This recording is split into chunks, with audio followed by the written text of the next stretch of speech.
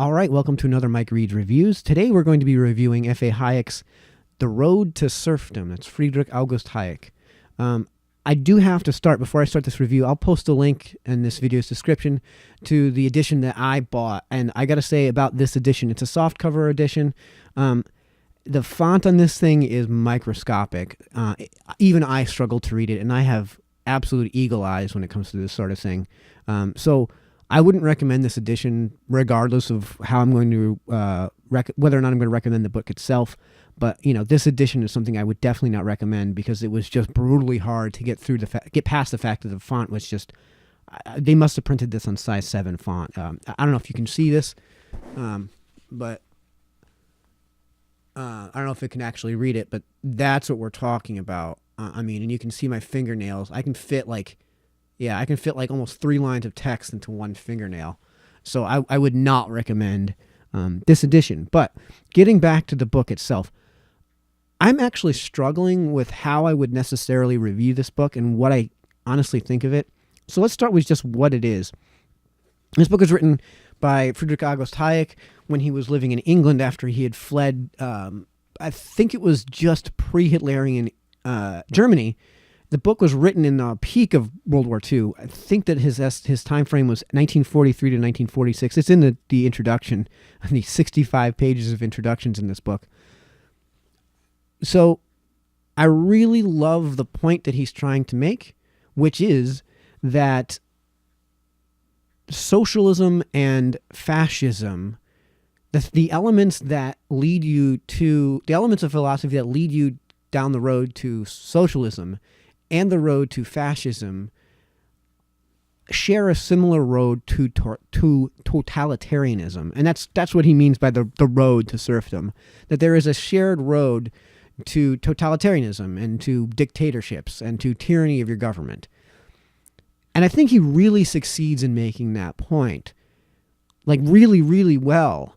And, I may do an excerpt from this book for my next read because chapter 11 is just absolutely beautifully done. The problem is that this book is 238 pages long.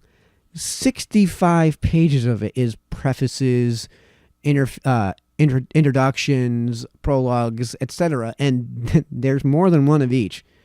And it takes him till about chapter 10 to really get to his point. And his point is beautifully and masterfully made. And I get that he's trying to build a case, but he's doing it entirely on philosophical terms. So I don't know why it's taking him 170 pages of content to make that point. To give you an idea of what I mean, Thomas Paine, when he wrote Common Sense, I have a copy of that right on my bookshelf right over there, actually. The version I have is same dimensions of book, a slightly larger font.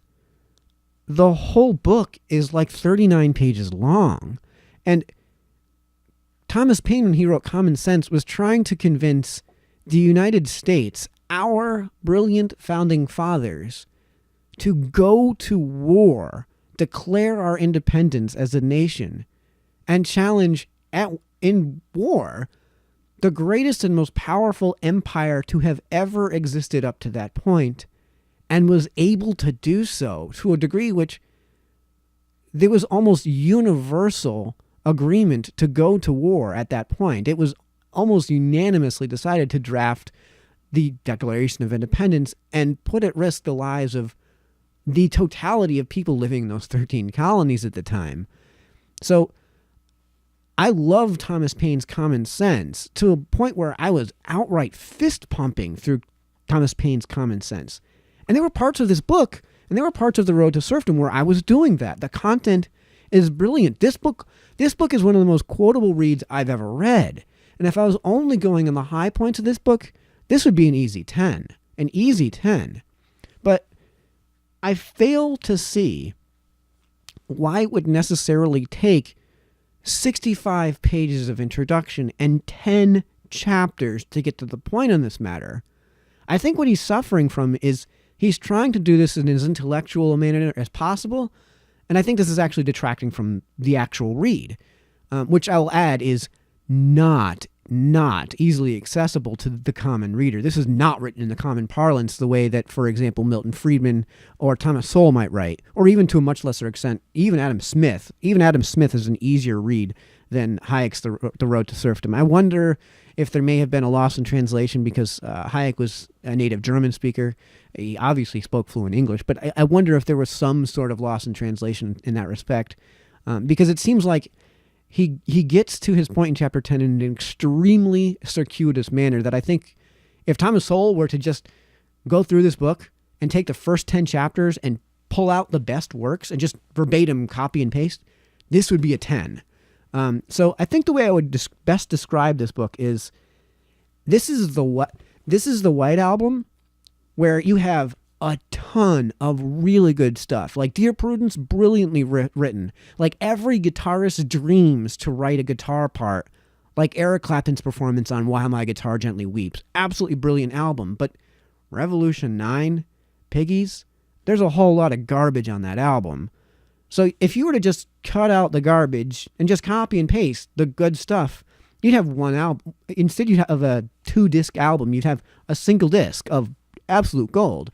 So I would consider Thomas Paine's Common Sense probably in the likes of, Abbey Road or Sgt. Pepper's, where it's just nothing but gold start to finish. Whereas this is more like the White Album. So I always like to close with giving my reads a score on a scale of 1 to 10. I'm struggling with this one because if you just read the first 9 chapters, to me, this is a 4 or a 5 because it just takes too damn long to get to its point. And I think if you're with me and you're like a third of the way through chapter 3 and you're like, oh my God, get to your point. I get it. You've built your case. Let's do this. My recommendation, honestly, would just be to skip to chapter 10. Just skip right to chapter 10. You're going to love chapter 11. And it keeps up that pace at chapter 11, probably closer to chapter 10's pace, in chapters 12, 13, 14, and 15, and the conclusion in chapter 16. So if you're like me, like I said, you get to chapter 3 and you're like, come on, just skip to chapter 10. That's my honest to God recommendation. I struggle with that. So I think I'm going to give this book a gun to my head an 8. And I honestly don't know how I feel about that because this book could, for me, fall anywhere from a 6 to 10, depending on what day of the week I feel like reading it. So I do recommend buying it because it makes an absolutely profound point. And the way that it presents its case, I don't think has ever been done as well as it does in making the rare point that, there's a lot shared in the notions of socialism and fascism that is absolutely totalitarian and dictatorial and dangerous.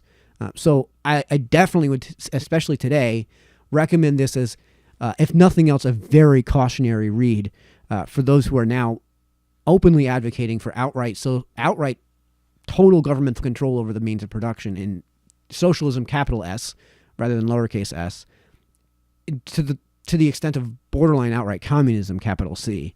So again, I recommend this book. I'll put a link in this description to the version I bought. Find another version. That's what I would have to say. So until the next time, this has been Mike doing a review. Signing off.